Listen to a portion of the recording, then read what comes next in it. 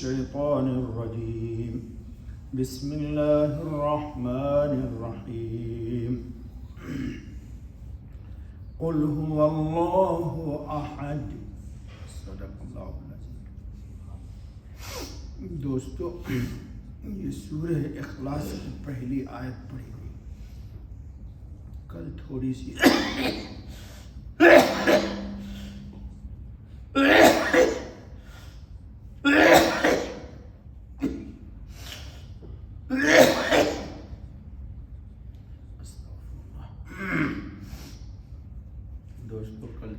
بات ہوئی کہ قرآن کریم میں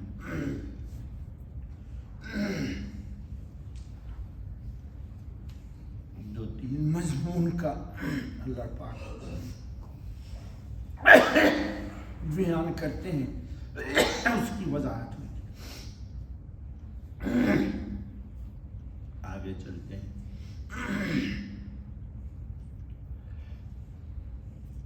یہ سورہ اخلاص ہے دوستو۔ اس سورت کی بے شمار فضائل اور مناقب ہیں۔ کیوں؟ کل میں نے آپ کے سامنے بتایا تھا کہ قیامت اور جزا اور سزا ایک، اور اللہ کی وحدانیت اور صفات اور اعمال و عبادت۔ تو اس صورت میں اللہ پاک کی توحید یعنی وحدانیت اور اللہ پاک کی صفات کا تذکرہ ہے۔ لیکن قربان جائیے اللہ رب العزت پر، وہ ہمارے رب ہیں اور کائنات عالم سب کچھ انہی کا ہے۔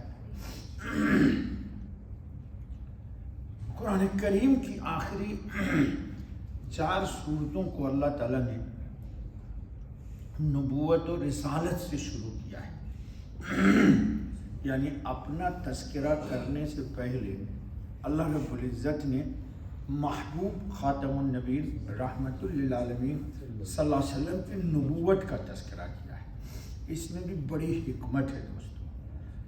جو لوگ ختم نبوت کا کام کرتے ہیں یا ذوق رکھتے ہیں، پہلے بھی اس پر آپ کے سامنے اس عاجز نے بات کی تھی کہ اللہ کو ایک شخص ایک مانتا ہے، لیکن کہتا ہے کہ یہ میرا اپنا ذاتی ریسرچ ہے۔ تو اللہ پاک کو ایک بے شک وہ مانتا ہے، لیکن یہ بات اس کی اللہ کے نزدیک قابل قبول نہیں ہے جب تک کہ اس شرط کے ساتھ نہ وہ اللہ کی وحدانیت کو مانے کہ محمد الرسول اللہ خاتم النبیین صلی اللہ علیہ وسلم نے فرمایا کہ اللہ ایک ہے، یعنی وحدانیت کا قائل ہو لیکن بذریعہ رسالت۔ ٹھیک ہے، یہ بہت بڑا علاج ہے شیطان کو مارنے کا اور نفس کی شرکشی کو توڑنے کا۔ جی، ما لکم لا تؤمنون باللہ والرسول یدعوکم لتؤمنوا بربکم، یہ سورہ حدید میں ہے غالباً، کہ تمہیں کیا ہو گیا کہ تم اللہ پر ایمان نہیں لاتے جبکہ رسول تم کو اللہ پر ایمان لانے کی دعوت دیتے ہیں۔ تو اللہ کو ایک ماننا نجات کے لیے اسی وقت کافی ہوگا جبکہ اللہ کی وحدانیت کا قائل ہے، مگر رسول اکرم خاتم النبی صلی اللہ علیہ وسلم کے کہنے کی وجہ سے ہے۔ ٹھیک ہے، ورنہ کل ہو کے تو یہ ملحد ہو جائے گا۔ جی، کل ہو کر کے یہ ملحد ہو جائے گا۔ تو اللہ تعالیٰ نے اس صورت میں بھی پہلے رسالت کا تذکرہ کیا ہے۔ اب قرآن کریم میں جہاں بھی جو بھی آیت آئی ہے قل قل قل، تو اللہ تعالیٰ پہلے حبیب کو مخاطب کرتے ہیں۔ کس کو؟ حبیب خاتم النبی صلی اللہ علیہ وسلم کو مخاطب کرتے ہیں۔ تو اس سب میں پہلے رسالت کا تذکرہ ہوا۔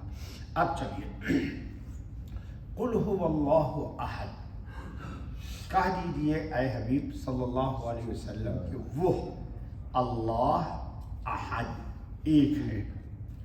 اگر اللہ کے تعارف پر ہم بات کریں گے انشاءاللہ، اگر ہم زندہ رہا، اور قرآن کے ختم کے بعد ارادہ ہے میں اسماء الحسنی کی شرح کروں گا، تھوڑا یہیں پر درس موقوف نہیں کریں گے، اسماء الحسنی کا درس دیں گے، اللہ کے 99 نام کا تعارف کریں گے انشاءاللہ اگر زندہ رہے تو۔ اس کے بعد اللہ تعالیٰ نے اپنے مبارک ذاتی نام کے بعد اپنی ایک صفت کا تذکرہ کیا، یاد رکھ لیجئے کہ اللہ رب العالمین کا نام ذاتی کیا ہے؟ اللہ۔ کیا نام ہے؟ اللہ۔ بہت سارے ساتھی دوست ہیں، ہر آدمی چاہتا ہے کہ مجھے مولوی صاحب اسم اعظم معلوم ہو جائے، اسم اعظم معلوم ہو جائے۔ جی تو اس اللہ لفظ اسم اعظم ہے جی، لیکن اس اسم اعظم کو پڑھنے کے لیے ایمانی وہی کیفیت چاہیے جو 100% کمال ایمان کے تقاضے کے ساتھ ہو، اور ہم لوگ ابھی اس مقام پر دل کی طہارت اس مقام پر نہیں پہنچی۔ ابھی دیکھو درس رہ جائے گا، ورنہ میں آپ کو ایک قصہ سنا تھا۔ ایک بہت قلاش تنگ دست آدمی تھا، شاہ عبدالعزیز محدث دہلوی کے پاس آتا تھا،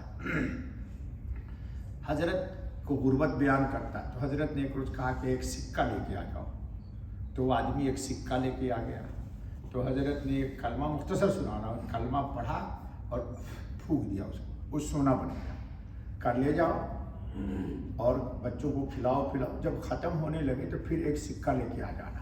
آپ سوچو گے کہ مفتی صاحب کو بھی یہ عمل آنا چاہیے تھا جی، چنانچہ وہ سکہ لے گیا، کھایا پیا 2 4 10 روز ہفتہ روز، اور پھر واپس آ گیا، پھر سکہ دیا حضرت کو، تو حضرت نے پڑھا کچھ، پھونک دیا، پھر سونا بن گیا۔ اس طرح ہوتا رہا، حضرت بوڑھے ہو گئے۔ حضرت بڑے غور سے سنو، جب بوڑھے ہو گئے تو حضرت ہی نے کہا اس آدمی کو کہ دیکھو میرا آخری وقت ہے، اب میں دنیا سے جانے والا ہوں، تو میں چاہتا ہوں کہ یہ عمل یا یہ وظیفہ میں تم کو سکھلا دوں تاکہ تم کو میرے پاس آنے کی ضرورت نہ پیش آئے۔ تو بڑا خوش ہوا، واہ پھر تو میں بلڈنگ خرید لوں گا اب تو، وہ بھی نرمل پوائنٹ میں جا کے بامبے میں جی۔ چنانچہ حضرت نے اس روز تو ایک روز بنا دیا اور کہا دیکھو جب بھی تم کو تنگی پیش آئے تو بسم اللہ الرحمن الرحیم پڑھنا اور اس کو پھونک دینا۔ اس شخص کی زبان سے نکلا یہ تو میں پہلے سے جانتا ہوں۔ کیا مطلب؟ کہ بسم اللہ الرحمن الرحیم تو میں پہلے سے جانتا ہوں۔ تو حضرت نے کہا تم نے اس کو اتنا ہلکا اتنا ایزی لیا، پڑھ کے پھونک، نہیں بنا۔ تو کہا جا اب تیرے لیے میں بھی اس کلمہ کو بھی نہیں پڑھ کے پھونک سکتا ہوں، چونکہ اب تم کو اس کلمے میں تم نے اس کو کیا لیا؟ ہلکا لیا۔ کیا بولیں گے انگریزی نام؟ ایک دم یہ چھوڑ، تمہیں انگریزی نہیں آتی تم لوگوں کو، تم لوگ دال روٹی والے انگریزی بولتے ہو، نو میں نہیں مانتا، بہت اچھی انگریزی بولو اس کے لیے، یعنی بہت تم نے اس کو خفیف لیا۔ حالانکہ جان یاد رکھے، آج ہی میں نے کسی کو کہا ہے کہ جتنے انوارات قرآن میں ہیں 30 پارے میں وہ سب سورہ فاتحہ میں ہے۔ سارا نور جتنا قرآن میں الف لام میم سے لے کے والناس تک، وہ سارا نور اور ساری رموز اسرار کہاں ہیں؟ سورہ فاتحہ میں۔ اور سورہ فاتحہ میں جتنے اسرار و رموز قرآن کے ہیں وہ صرف اللہ نے بسم اللہ الرحمن الرحیم نے لکھا ہے۔ مفتی محمد شفیع صاحب رحمۃ اللہ علیہ کی بسم اللہ پر ایک کتاب چاہے جا کر کے پڑھو، کتنے مناقب و فضائل ہیں اس کے۔ لیکن آپ لوگوں کے نزدیک اس کی کوئی، کیونکہ دل میں وہ کیفیت نہیں ہے، دل میں وہ کیفیت نہیں ہے، اس لیے ہوتا ہے۔ تو خیر دوستو، بہرحال تو اللہ کہتے ہیں قل ہو اللہ اللہ احد، اللہ کیا ہے؟ ایک ہے۔ ایک کا مطلب اس کا کوئی جوڑا نہیں ہے۔ اللہ کی تشریح میں آج نہیں کروں گا، پھر انشاءاللہ اس ٹائم کروں گا۔ اب سنو، یعنی جو لوگ مشرکین مکہ میں سے، اور خاص طور پر بات رہ جاتی ہے، سنو، حضرت انس رضی اللہ تعالیٰ عنہ بیان کرتے ہیں کہ خیبر کے یہودیوں نے خدمت گرامی میں حاضر ہو کر عرض کیا کہ ابو القاسم یعنی خاتم النبی صلی اللہ علیہ وسلم سے کہا، اللہ نے ملائکہ کو نور حجاب سے پیدا کیا اور آدم علیہ السلام کو گوندھی ہوئی لسیردار کیچڑ سے، اور ابلیس کو آگ کے شعلوں سے، اور آسمان کو دھوئیں سے، اور زمین کو پانی کی جھاگ سے۔ جھاگ سمجھتے ہو جو پانی پر اوپر آ جاتا ہے۔ اور اب اپنے رب کے متعلق بتلاؤ کہ وہ کس چیز سے بنا ہوا ہے۔ کہا یہ سب چیز تو ان چیزوں سے بنی۔ آپ جو کہتے ہو کہ الحمدللہ رب العالمین، تو تمہارا رب کس چیز سے بنا ہے؟ رسول اکرم خاتم النبیین صلی اللہ علیہ وسلم نے کوئی جواب نہیں دیا۔ اس پر جبریل علیہ الصلوۃ والتسلیم یہ صورت لے کر کے آسمان سے نازل ہوئے، اور ابن عباس رضی اللہ تعالیٰ عنہ نے فرمایا کہ دو شخص نام بھی بتا دیا، عامر بن طفیل اور اربد بن ربیعہ، نبی اکرم خاتم النبیین صلی اللہ علیہ وسلم کے خدمت میں حاضر ہوئے۔ عامر نے عرض کیا کہ محمد صلی اللہ علیہ وسلم تم کس چیز کی طرف ہم کو بلاتے ہو؟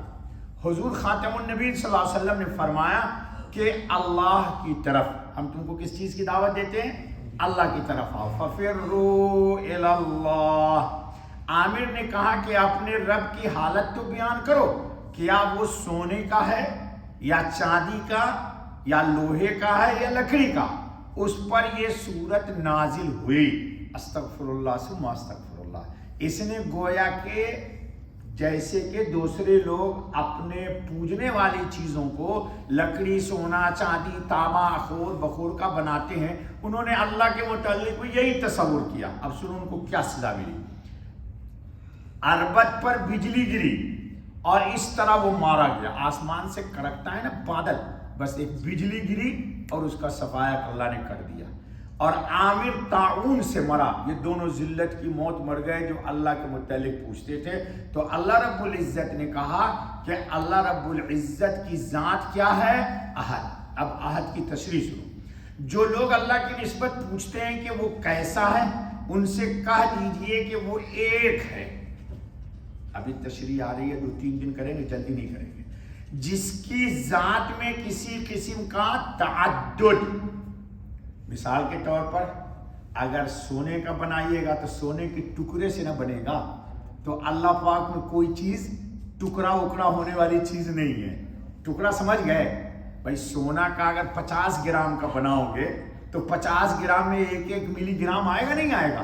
تو گویا کہ مختلف ملی گرام سے وہ ایک بنا۔ اللہ پاک کی ذات میں جز نہیں کیا جا سکتا۔ جز سمجھ گئے؟